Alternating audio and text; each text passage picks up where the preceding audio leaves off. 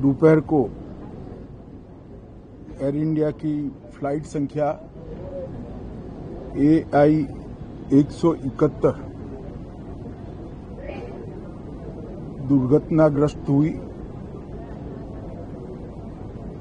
और कई पैसेंजर इसके अंदर हताहत होने की संभावनाएं हैं।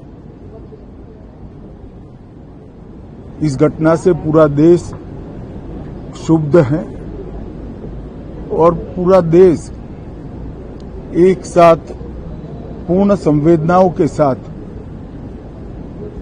ये जो दुर्भाग्यपूर्ण हादसे में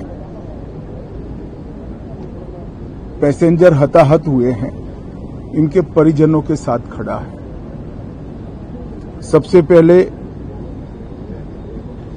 मैं भारत सरकार, गुजरात सरकार, भारत सरकार के प्रधानमंत्री जी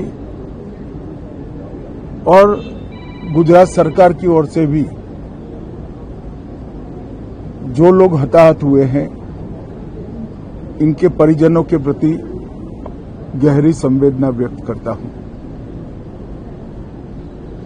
10 ही मिनटों में हादसे के भारत सरकार के पास सूचना पहुंची। तुरंत ही मैंने मुख्यमंत्री जी, यहां के गृह मंत्री, होम डिपार्टमेंट के control room, civil aviation department, civil aviation मंत्री, सभी से संपर्क किया। प्रधानमंत्री जी का भी तुरंत ही फोन आ गया और भारत सरकार और गुजरात सरकार के सभी डिपार्टमेंट एक साथ होकर राहत और बचाव कार्य में लगे।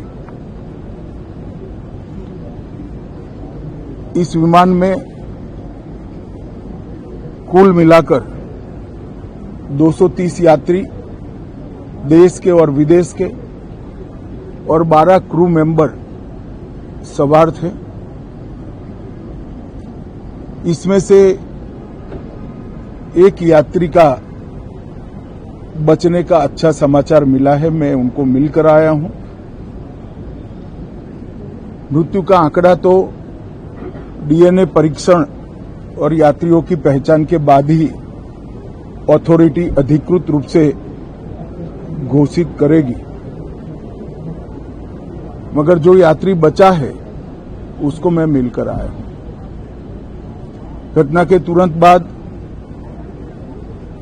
गुजरात सरकार ने बहुत त्वरा से डिजास्टर मैनेजमेंट की सारी इकाइयों को अलर्ट करते हुए, चाहे हेल्थ डिपार्टमेंट हो, चाहे फायर ब्रिगेड हो, चाहे पुलिस विभाग हो, भारत सरकार की भी CAPF को संपर्क कर सभी ने एक साथ मिलकर राहत और बचाव का कार्य चालू किया।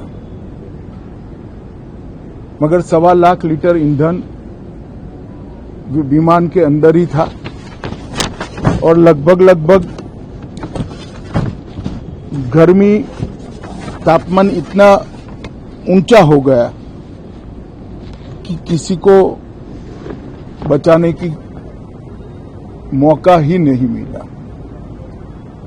अब मैं घटना स्थान पर भी जाकर आया हूं। सारे यात्रियों के मृतदेह को बाहर निकालने का काम लगभग समाप्त हो चुका है। जितने यात्रियों के परिजन यहां पहुंच चुके हैं, वो सबका DNA लेने की कार्यवाही भी 2-3 घंटों में समाप्त हो जाएगी।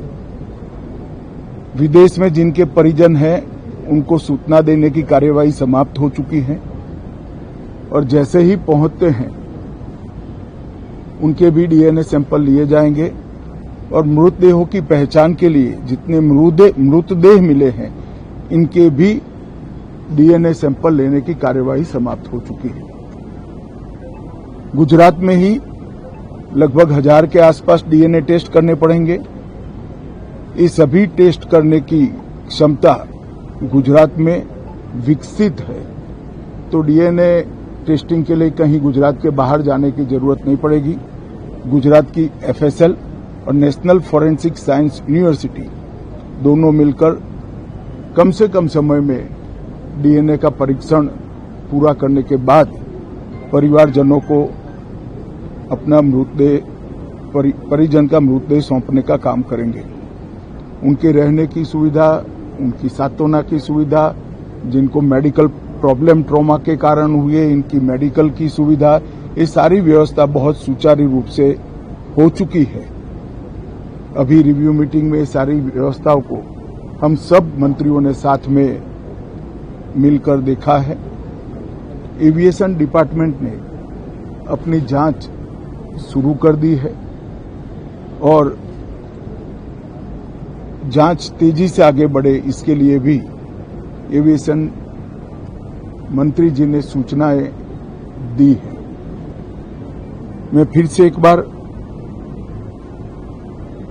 राहत काम में जिन जिन एजेंसियों ने त्वरा के साथ बचाव और राहत का काम किया वो सभी का धन्यवाद करना चाहता हूं और फिर से एक बार जिन्होंने अपने परिजनों को गंवाया है, हताहत हुए हैं, वो सभी को मनपूर्वक संवेदनाएं व्यक्त करता हूं। मैं एक बात जरूर कहना चाहता हूं कि ये एक्सीडेंट है, एक्सीडेंट को कोई रोक नहीं सकता,